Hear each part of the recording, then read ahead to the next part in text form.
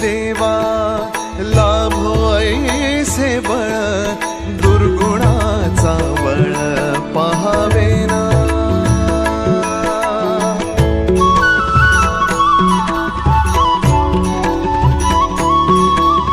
तुझ्या दारी दावी पांडुरंगी तळ उन्मादाचा मळ झाकवेना।